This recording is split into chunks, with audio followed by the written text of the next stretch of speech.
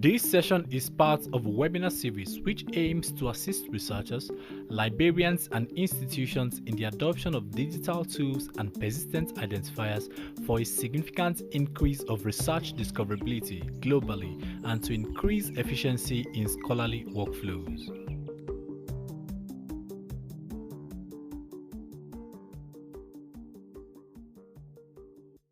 Welcome to our webinar series on open science for the discoverability of African research.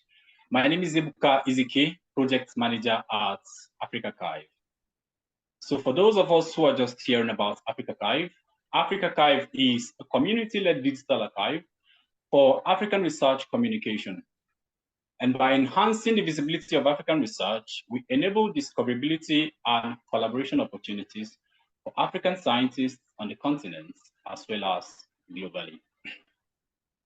Today, we welcome our speaker, Sonia Barbosa from Dataverse, and she will be speaking on the topic, automating workflows and providing academic credits to data curators for fair research data archiving.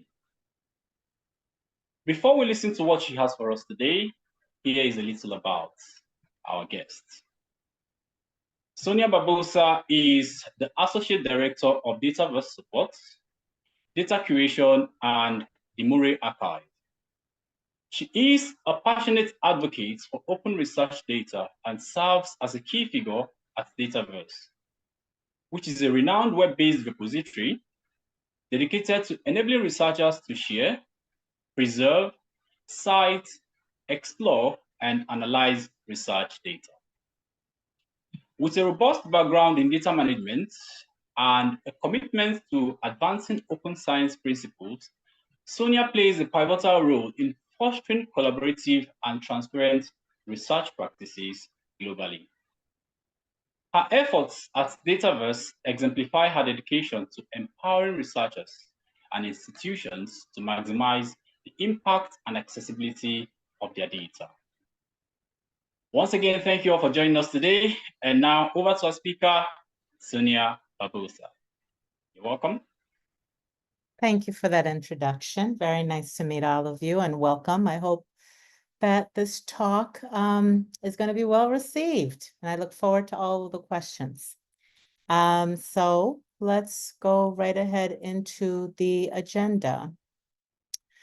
So we're going to do a bit of an overview of the Dataverse project, and we're going to talk about the automated data workflows in Dataverse that support both researchers who are depositing data, curators who manage data repositories, and the community. We're also going to talk a little bit about Dataverse and FAIR, and we're going to highlight some features that are in place and features that are coming up in the near future, okay? So the Dataverse project, as mentioned, is an open source research data repository software created at the Institute for Quantitative Social Science, and it's maintained by a worldwide community of coders, developers, data librarians, data curators, repository managers, and scholars. And there are 120 installations around the world offering data sharing support to their communities. Metadata is an essential component of the project and helps to provide content and facilitate discovery and reuse of the data. The project has a rich set of metadata fields that can be used to describe research data, including authorship, title, keyword, description, file formats, licensing information, and more. And sharing data in a Dataverse repository aims to ensure that the data are high quality, properly documented, organized, and accessible. I'm going to start with a few examples of some of these repositories. The most well-known is probably the Harvard Dataverse repository, which was developed or made available in 2006. It's open and free to the worldwide research data sharing community as a self-curated repository to help users share their data to meet FAIR standards. So we have a self-curated model of deposit and publish with review post-publishing. We have a harvested collection of over 58,000 data sets, maybe a little even more than that, where we, 85,000 data sets, excuse me, that are harvested from other Dataverse installations to increase discoverability. We support large data via Globus integration. We have a few tools that are not available in other installations yet, like a LLM tool called Ask the Data. We support the computational workflow metadata block. We have custom metadata block support for other domains. We support 3D viewers and metadata. We have anonymous peer review and a new feature that is for direct folder upload. So Harvard Dataverse tends to get is the most recent version of the software. So we tend to have most of the features available. And there's a demo website that you can utilize to test all of the new features that are coming. This World Agroforestry iCraft Dataverse is in Nairobi, Kenya. It was launched in 2019 and is on our map. We do work with the iCraft community quite a bit in establishing data support services, such as these repositories. Fudan University in China was the first installation in China. I think they came out in around 2015, maybe a little earlier than that. And they serve their community, their university at Fudan University. And then, of course, UNC Odom, University of North Carolina, provides a similar model to Harvard Dataverse in that it's open for use by non-affiliates. It provides paid curation services and paid reproducibility verification services. So Dataverse repositories can utilize a few things. And we're going to talk about the features that you're going to see when you have a repository like Dataverse. First, you have collections, which are allow organizations, institutions, journals, labs, teaching courses to create a space to share their data. Once they create that space, they're going to get data sets. They're going to put their data sets in those spaces. And then, of course, the data sets hold the files.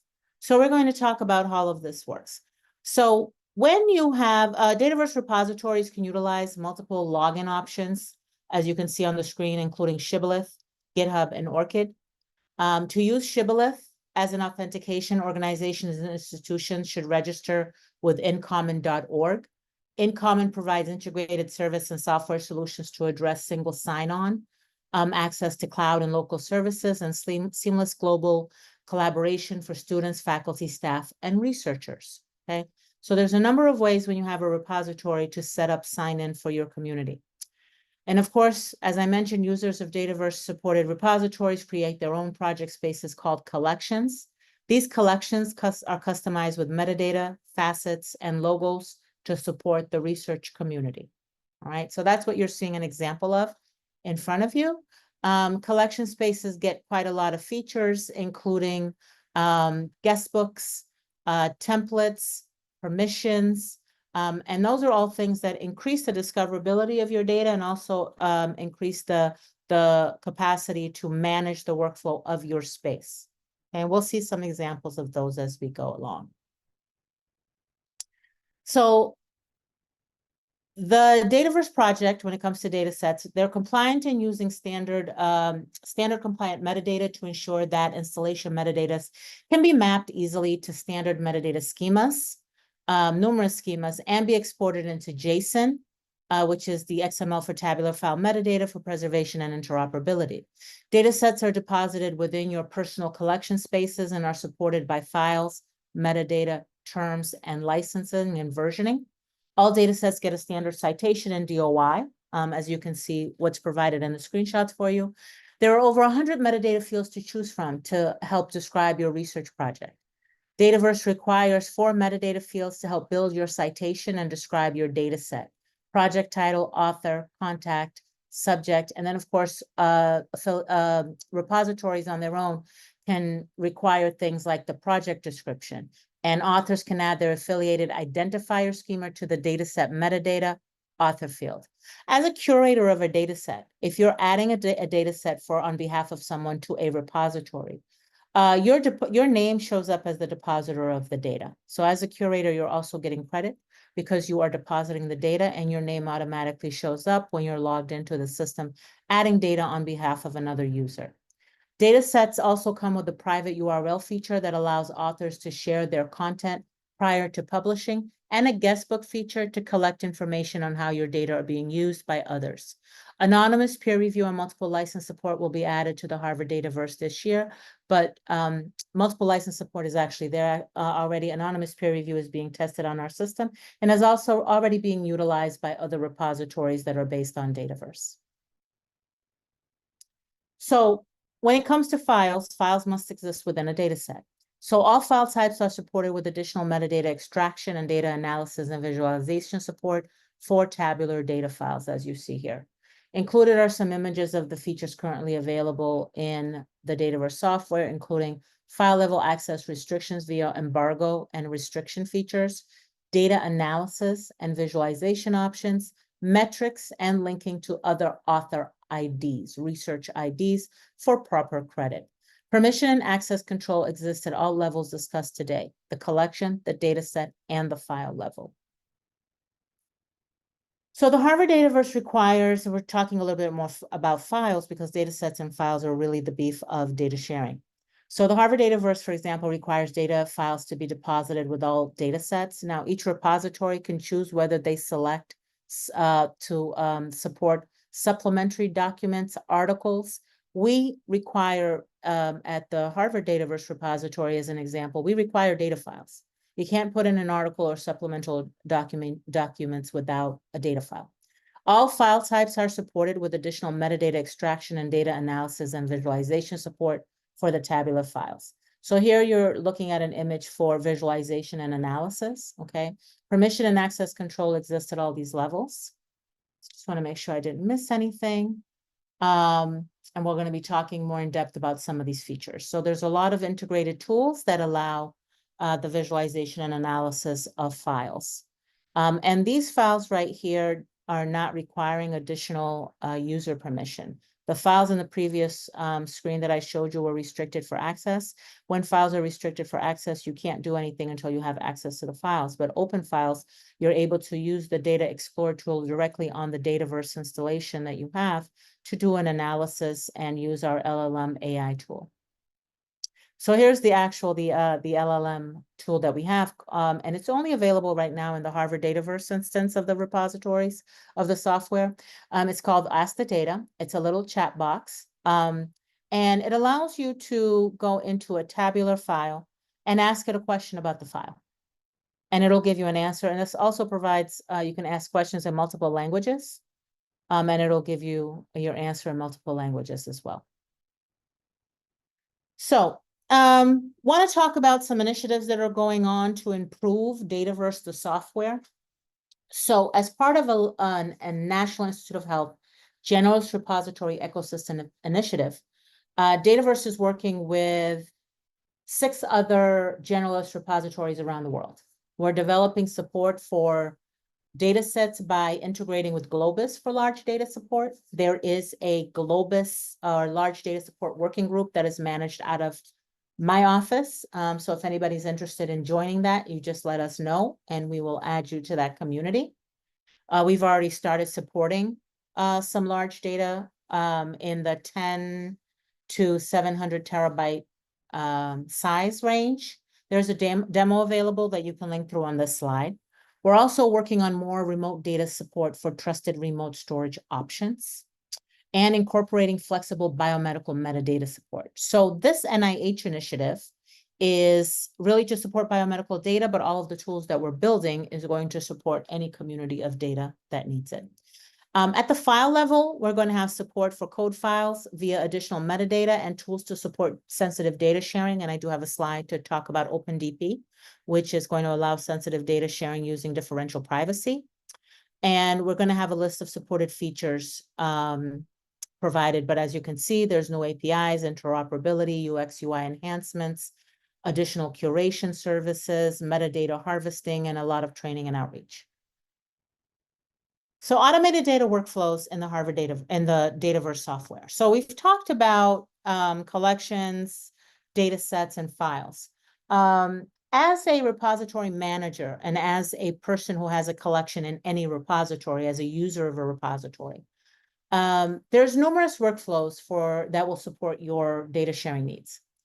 And for repositories, you're going to select the workflow that works best for your audience. What I've shared right now is the workflow that the Harvard repository uses. Because we're open to the worldwide community and we get a substantial number of deposits daily, we have a workflow that allows publishing, self-publishing, and there's a post-publishing review workflow that's done by my curation team, where we go in and we verify that data were deposited, that it's not spam, and that there's no bugs taking place in the features in the software, okay? Numerous other institutions employ a submit for review workflow in their repository instance. That means that their users of the repository will submit a data set. That data set is then submitted for review, and the team managing that repository will go in and review each data set and then publish it on behalf of the user. Okay. Now, this is a repository workflow, but it's also a collection level workflow in any repository. So if you have an organization, typically we see this a lot with the journals and larger organizations that have a large curation team. But journals that are using the Harvard instance of a repository will utilize this submit for review. They have their authors come in, deposit data, and then they go in and they're doing numerous verifications before the journal editor publishes the data set. They're ensuring that everything that was asked for in their journal policy was deposited into the data set. They're also doing reproducibility verification. They're ensuring that what the authors claim in their article that's related to the data is actually possible, given the code and the files that they've deposited. Okay, so these workflows are utilized at a couple of levels. So, as I mentioned, the common and encouraged workflow in Dataverse repositories is allowing your users to create these collections because they allow a lot of functionality that you don't get with just depositing a data set. In the Harvard Dataverse repository, the journals are utilizing collections. Labs, teaching courses are also utilizing collections. Some of these collections are self-publishing. They create a collection, they allow their affiliates to come in and publish their content.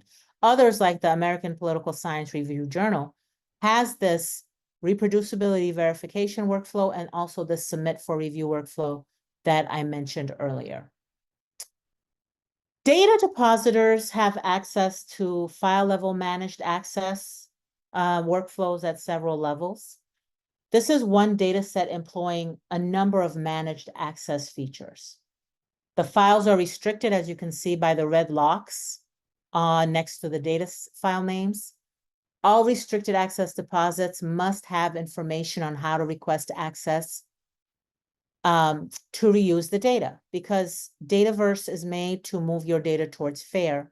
When data are restricted for access, you must have information or utilize the included feature called request access. You must enable that in order to allow users who come onto a repository to know how to request access to the data.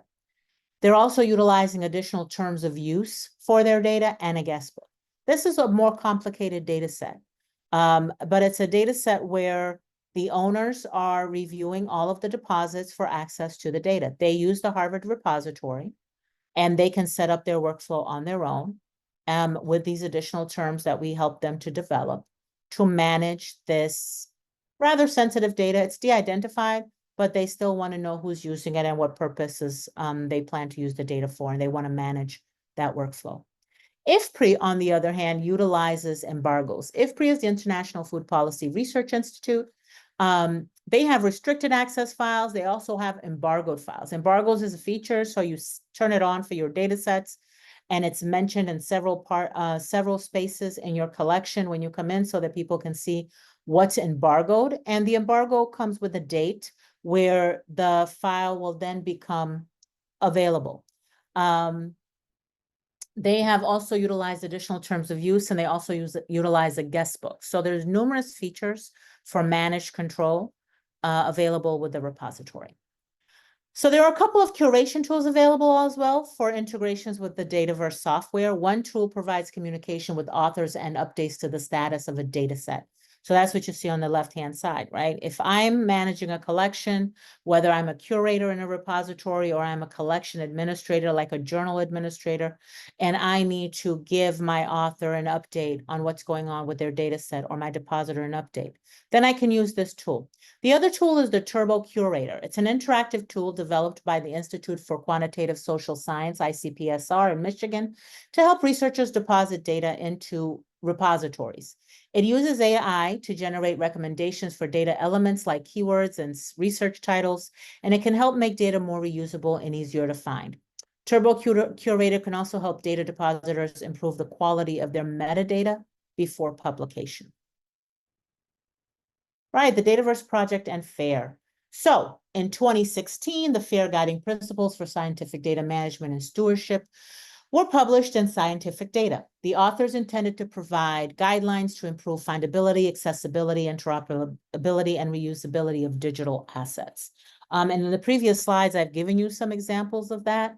But you know, FAIR is quite extensive. It's just not as simple as findable. What does findable mean? And it tells you all of the things that you need to incorporate in order to make something findable, in order to make something accessible, interoperable, and reusable. So ensuring FAIR, let me make sure I'm on the right slide. Give me a second, please. Yes. So ensuring FAIR ensures data is shared in ways that maximizes its potential for reuse.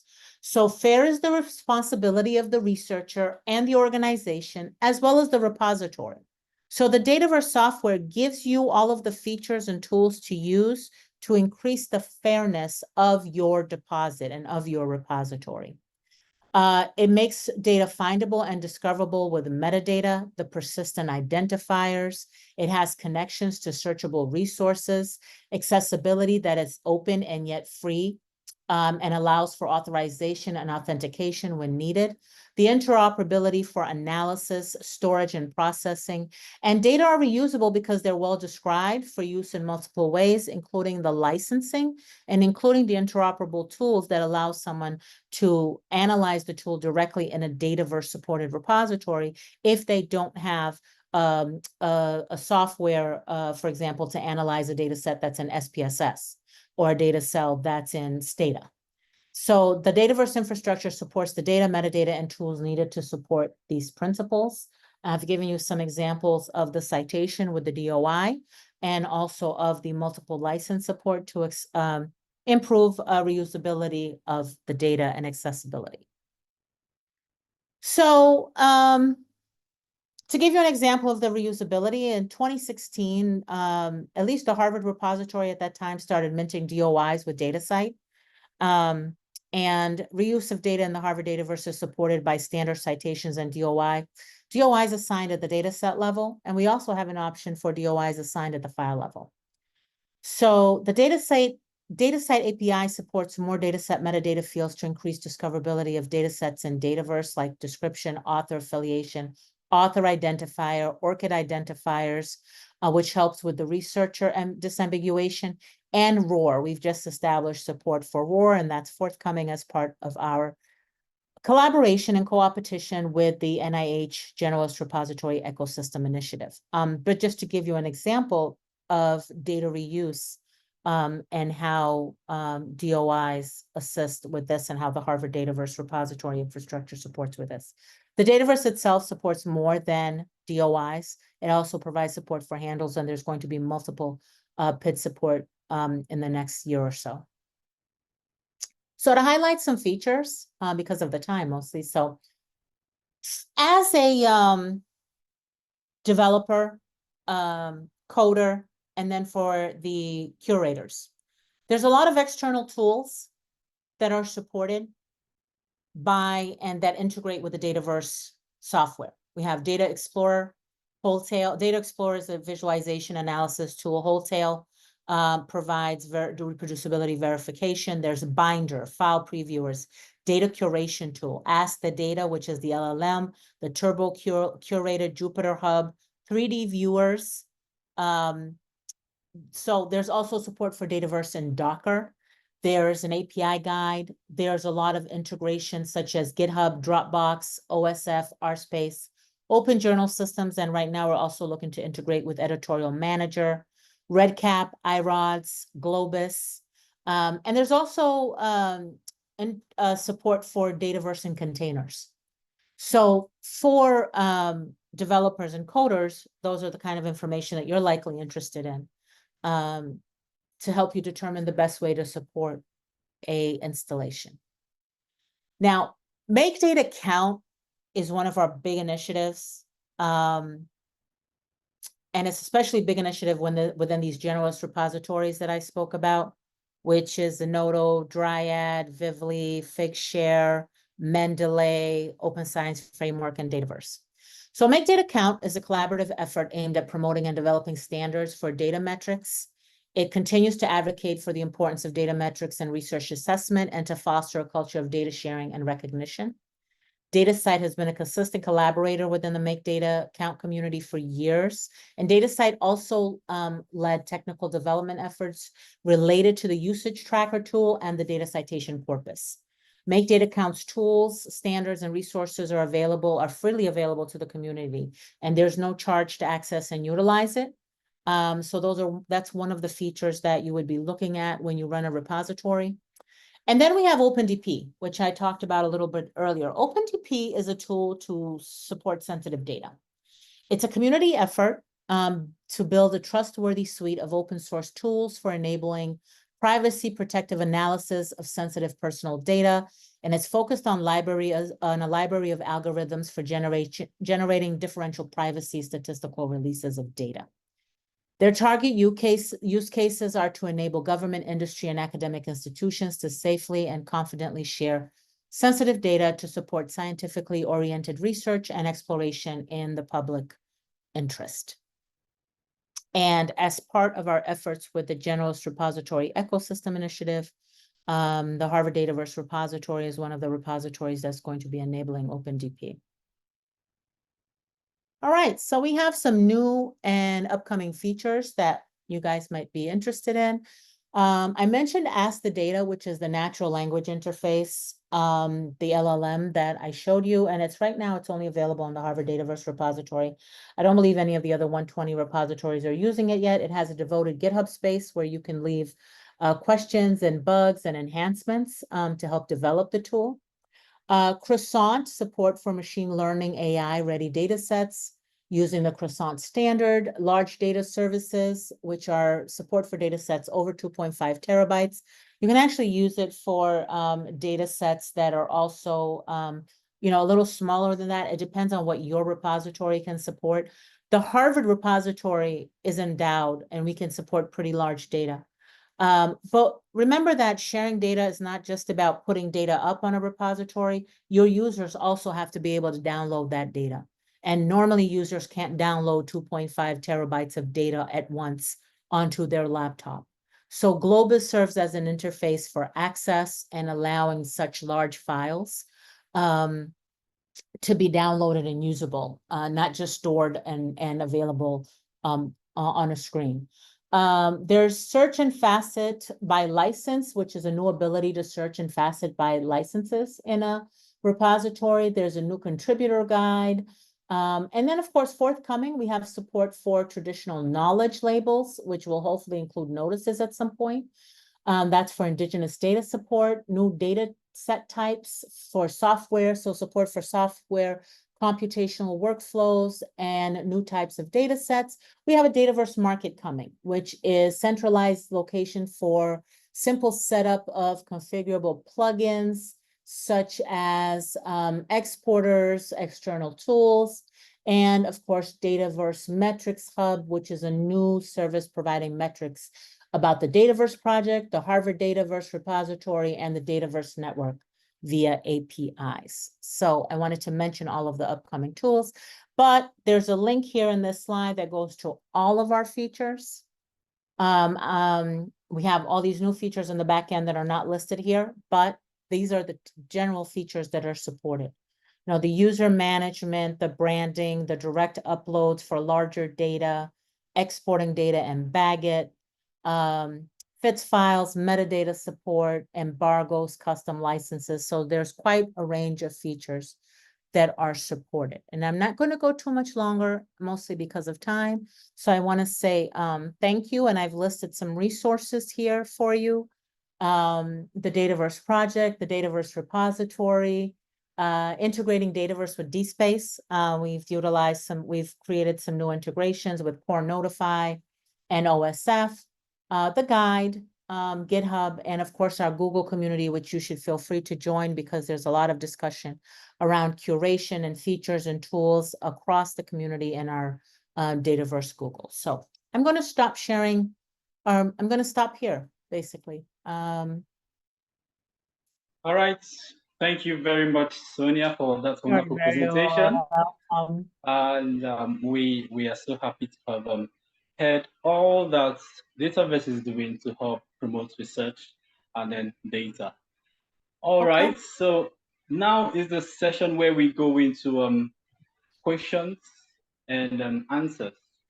All right. So if anyone in the audience has any question to ask, this is the time to do so, right? So you can either type your questions in the Q&A section, or you unmute your mic and then ask out loud. All right, before I get questions from members of the audience, I have a question in the chat from Joe. So Joe is asking that you mentioned that Dataverse accepts multilingual content and has inbuilt AI features to facilitate multilingualism. So could you please elaborate on that? And how is it received by the community? Did you get a lot of community feedback? So that's the question. So what I showed and discussed about the multilingual aspects of Dataverse was just the LLM, but there's actually internationalization. So as you can see with the Fudan, the content is in Chinese, Mandarin, I think. There's Portuguese, because we have a large community in Brazil and in Portugal. And other languages are being incorporated and the code shared for the ability to make it international, right? To have the language support. Harvard Dataverse itself has numerous different languages that come in, and I also always have to put those into Google Translate to make sure that I'm getting data. But it is more than well received. It's something that people expect to have. We can't say that it's an international tool when we have it in every continent except one at this time, I believe, and then not support the language of the communities that are using it. So the thing about Dataverse, though, is it's a community effort. So what we look forward to is that a community that needs some language support will help build that internationalization for that language, and then share the code so that other communities can implement it. Very well received. And of course, we need, the AIs to work in all languages. They can't be given, especially that it's in Harvard repository right now, which is open to the worldwide community. We need people to be able to use it. So it is very well received, but the process is that the community helps to develop that internationalization. Okay, thank you very much for that wonderful answer. So also there's a follow-up question, and then this is for the audience. So the question goes first. So how do you think multilingual features in data repositories will impact science communication and dissemination in Africa? So this is for the audience. So you can share your views. Please don't feel shy. Always unmute your mic or type in the Q&A section. So feel free to share your views. Please. I'd like to know. If you'd like to speak, just you can signify by putting up your hand. There is a raise hand button here on Zoom, so you can just click on that. All right, I see Collins Sisita. I suppose I'm pronouncing your name right. All right, you can unmute your mic and give your view. Yeah. Yes. Thank you so much to the presenters. They're very informative presentation. It makes a lot of sense in the creative corridors of our cognitive engine. I wanted to ask from you, you talked about data reuse does it also help to enhance the concept of trust marking in the scholarly outputs? Can somebody, wait, because it was hard to understand a little bit the question. Oh, I can Okay. go, I can repeat. Yes, can you please repeat yourself again, Colin? I heard part of it, All right. just I the was- last piece. I was saying, you talked about data reuse. Yes, Does it help to enhance trust marking in the scholarly research? yes, of course. You know, when a researcher puts their data out there for reuse, and this is let me go back a little bit. So when data are deposited into the Harvard repository, because that's the one that I manage, we just check that it's data.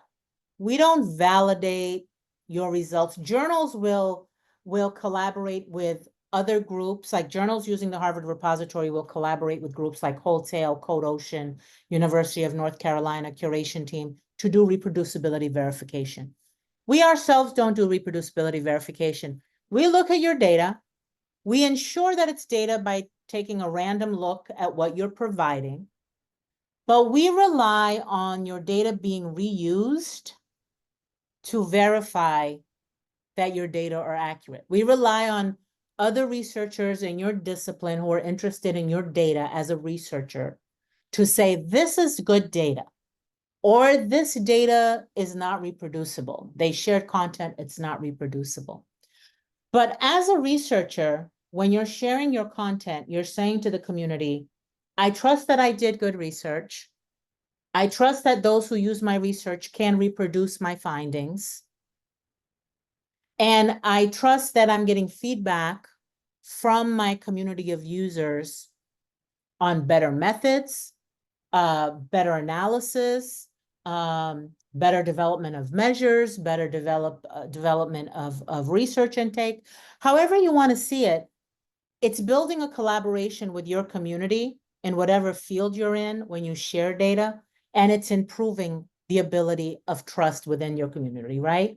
Because people are able to see exactly what you did and try to reproduce it. And if they can, you're validating your work, you're validating your methods, you're validating the things that you do as an individual researcher and as a community, because then communities are going to also be using your data in your discipline, in your domain, and you're going to be cited, and your content is going to be reused.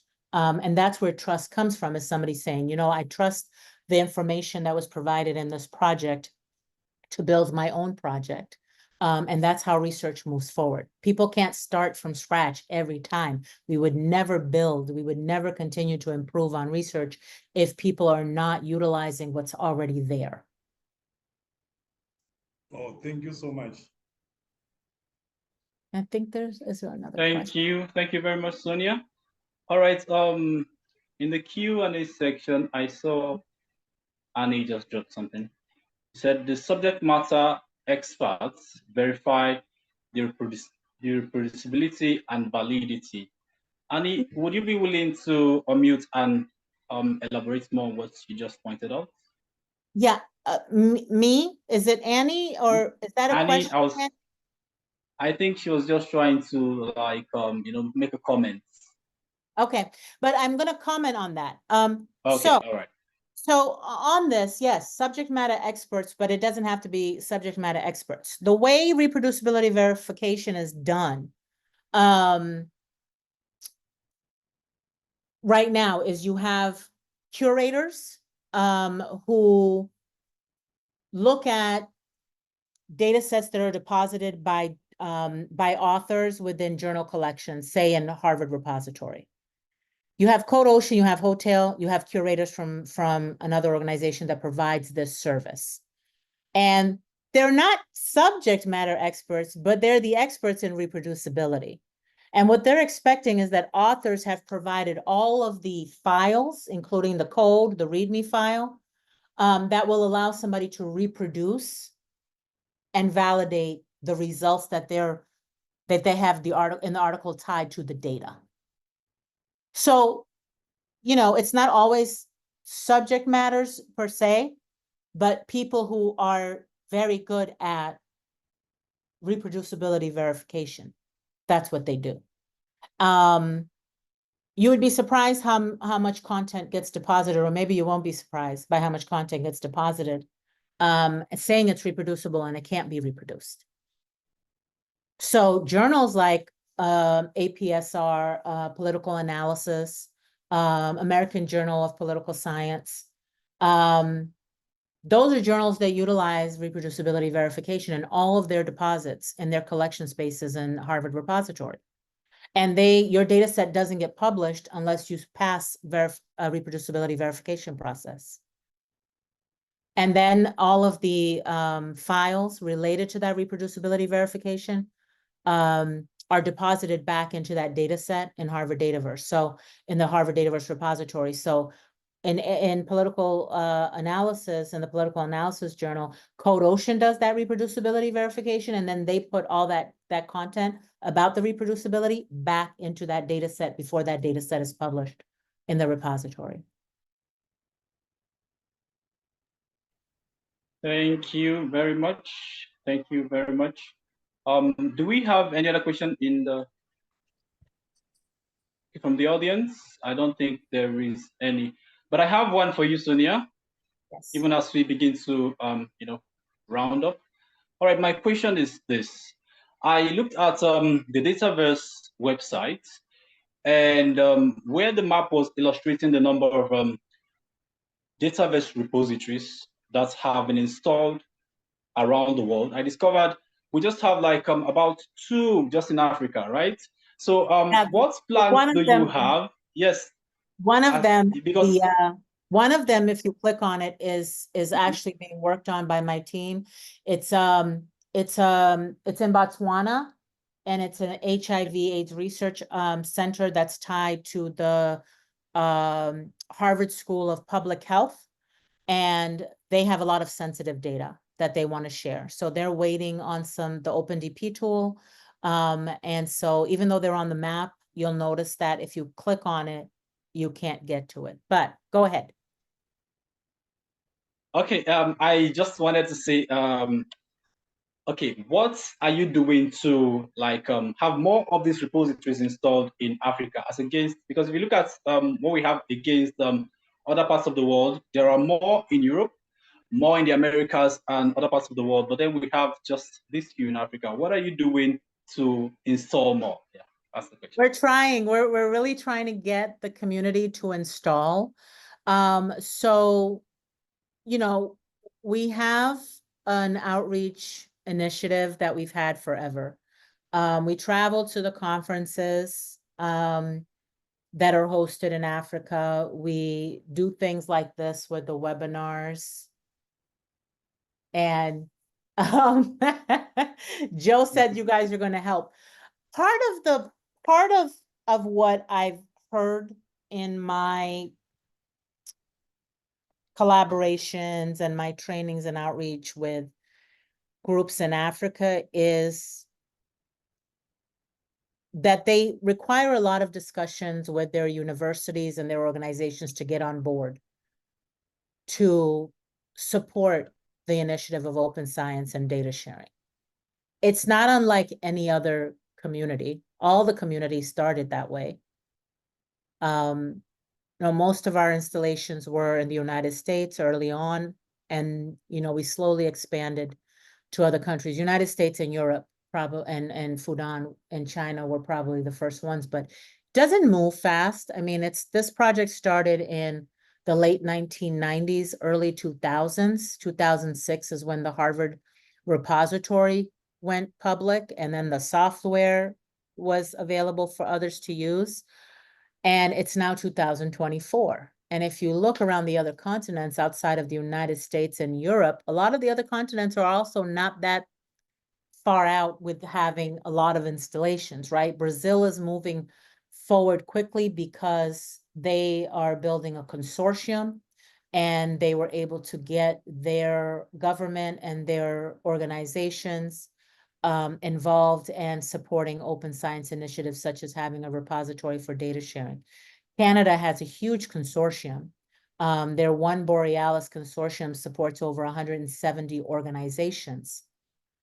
That one Dataverse installation supports 170 organizations in sharing data in the Borealis repository.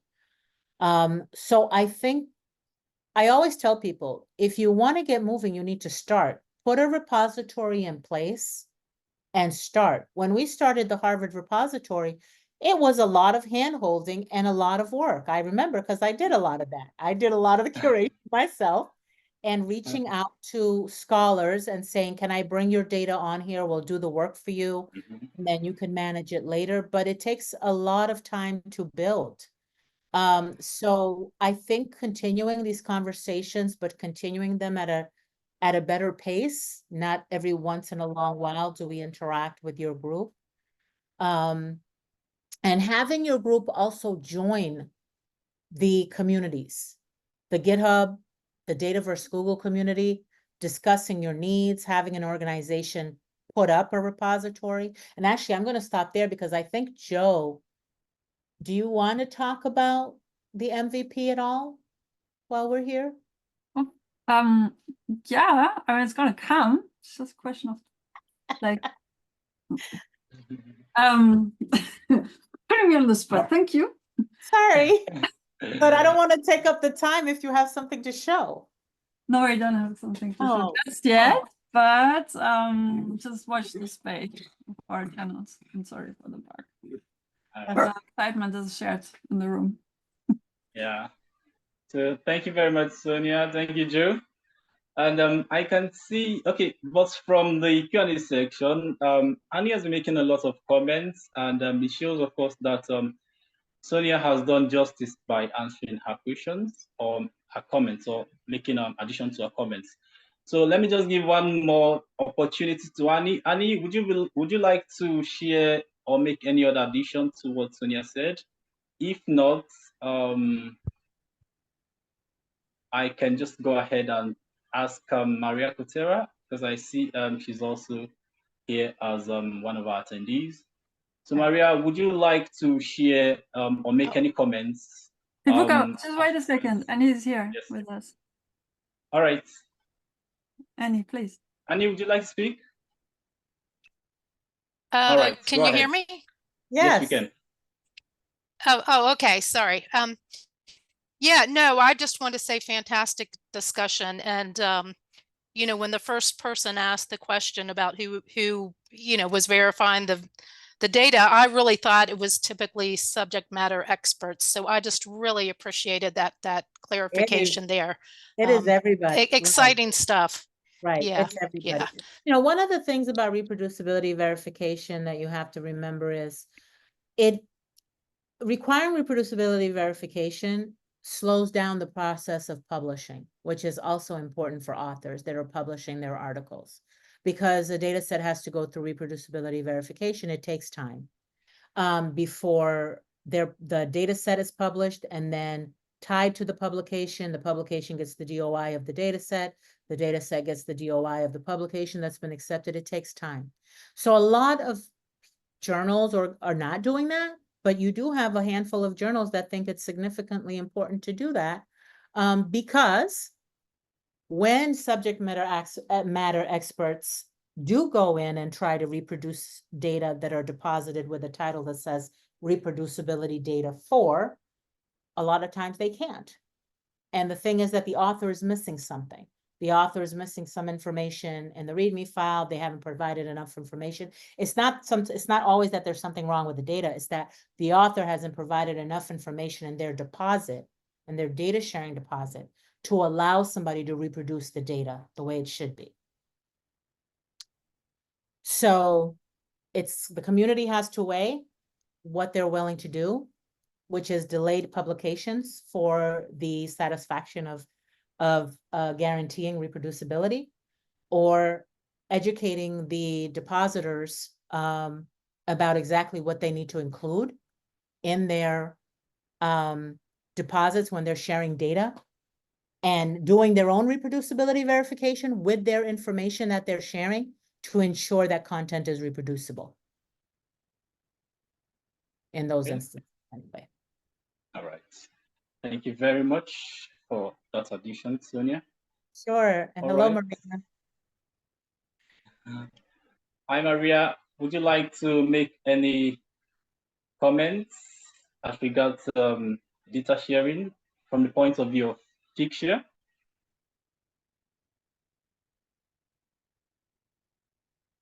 Oh, Can you hear us, Maria? I don't think she can. Can you hear me? okay. Yes. Okay, I don't. Hello, Maria. Hello. How I are you? want to say thank you very much for the presentation, Sonia. Hello, Maria. Can you hear me okay? Yes. Okay, I just wanted to say thank you for the presentation. As Sonia has said, we all work together. We work in the GREY project, in the Generalist Repository project, and we all have different models, but the important point, I suppose, for all these webinars is to encourage all the African colleagues to start thinking about data sharing, about open data, and choose a model that suits them and start if you haven't got there yet.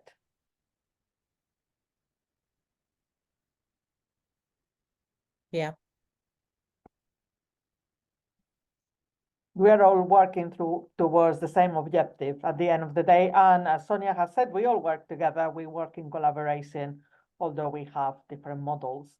So yeah, it's great to be part of these webinars and to hear what Sonia had explained about Dataverse. Thank you very much. Thank you so much, Maria. Thank you for your comments. All right, do we have any other question from the audience as we get to or towards the top of the hour? Do we have any more questions? All right. I think there is none. So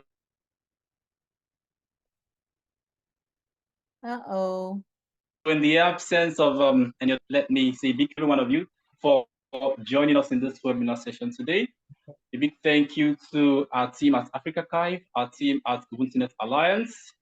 A big thank you to everyone in the audience, and a special appreciation to our guests, Sonia Barbosa, for making it to this our webinar session today and sharing with us the wonderful things that Dataverse is doing as regards data sharing and management. All right, this webinar series is organized by Ubuntu Alliance and Access to Perspectives as part of the ORCID Global Participation Program.